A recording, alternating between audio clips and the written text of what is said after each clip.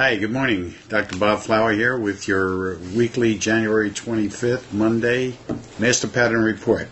All right, let me tell you what's happening right now. It's not the end of the world, not yet anyway.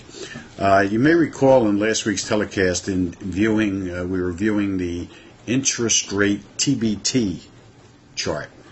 And the huge gap that I showed you, the little green speck a couple of you guys were making fun of, and how it descended below two prior strong lows, and how I said that this was a danger point, and we would see something negative very soon within the next 2 weeks. Surprise, surprise! We went from 10,763 high on the following Tuesday, last Tuesday, to 10,133 on Friday. Folks, this is the power of the master pattern. This algorithm is absolutely incredible, and it's been known discreetly for hundreds, if not thousands, of years. When one reads it correctly, it's infallible. This thing is incredible. And I really think it's one of the greatest behavioral prediction models in the last 100 years, maybe ever. It just completely changes your whole sense of reality. And I wish more of you would take an interest in it.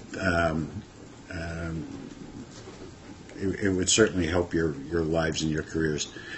Okay, so what's going on? Well, silver is kind of weak now, as obviously we can see. We've been calling for a drop here for the past 2.5 weeks. It finally came last week, and we think it may continue to be weak into next week. Next week we think it'll make a bounce here, and maybe even as early as tomorrow. Tomorrow you might see it start to maybe kind of bottom out a little bit, of fish around.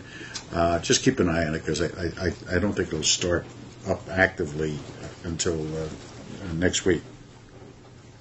And oil is still in the downtrend.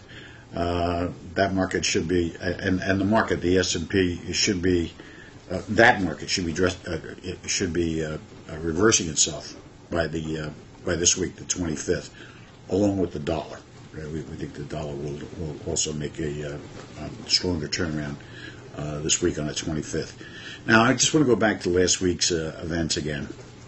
We should be coming out of this maybe by next week, at the latest, sometime next week. But this entire move represents something grander.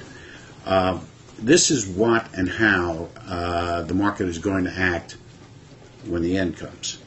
If you notice, everything was down last week. There was very little that was up. Commodities were down. The S&P were down. Everything was down. So currencies were down. Dollar was maybe the only thing that was neutral. Okay. So stay aware. Because this is exactly, what happens is this. We're very short-sighted. We're very narrow-focused, and we only look at the problems that are in front of us today. That's from very poor thinking folks. It's not following the laws of potential. Look at my books. Look online. You'll see what I'm talking about. Too scattered, and you can't coordinate. You don't know how to make good decisions. This is a God-given opportunity to really get everything straight and to succeed. Okay, socioeconomics. The emerging markets are pulling back strong. Our China and India stocks are taking a hit right now. That's because China fears a bubble, especially in real estate, and it's tightened up its money, thereby causing the market to drop considerably. If you're brave, buy more of the EJ and PIN here with tight stops, of course. Remember, this is a medium-term investment scenario. That's what we're treating it as.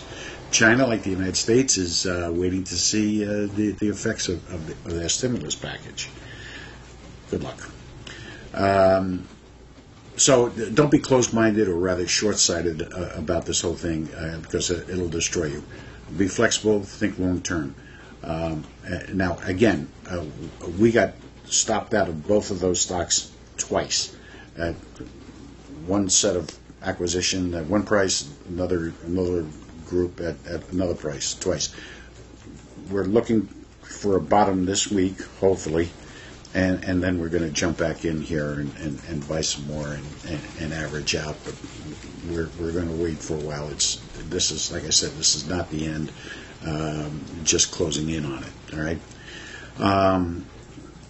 By the way, if you want to discuss any of these issues, please go to my blog. The address is right here.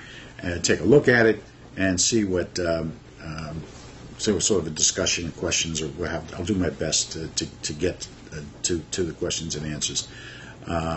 We have a number of very large institutions that have been approaching us about acting as advisors and consultants, which we're not taking up. It's not what we're about, not what we're looking to do. But I am interested in any kind of innovative relationships with small companies, large companies, or individuals who are interested in improving their services or improving their own positions. So get on the blog, let me know, give me a call. I'll try and get back to you in a relatively short period of time, and I'll do my best to answer questions in the meantime. And in the meantime, think innovation and be open to it. By the way, 36 states in Canada are in debt. 38% in debt. We're approaching the tipping point, folks. And we're working on a survivor's game plan. Very quickly, the Dow. Okay, you see the chart here indicating a direct hit on January 20th of last week, showing the start of the decline. The TBT interest rate, as you can see, here was the gap down. And by the way, I'm going to show you Silva. Silva has somewhat of a similar indication this week, so we want to watch it to see if it's going to be positive or negative, and we should know that within the next 2 or 3 days. And of course, here's our good friend Hi-Ho Silver, and showing our direct hits and next cycle coming up on January 27th. Okay. Again, we're a little wishy-washy on silver. We think it's going to be down into next week, for the most part, or kind of even. But we do think it will be recovering here pretty soon. As I said earlier, we're working on a quote survivor's game plan, and we're going to be talking to some people, some of you, about that. We'll have something composed that we'll be able to make up specifically for individuals. Keep your powder dry. Have a good week. Don't mind the storms. They're fun.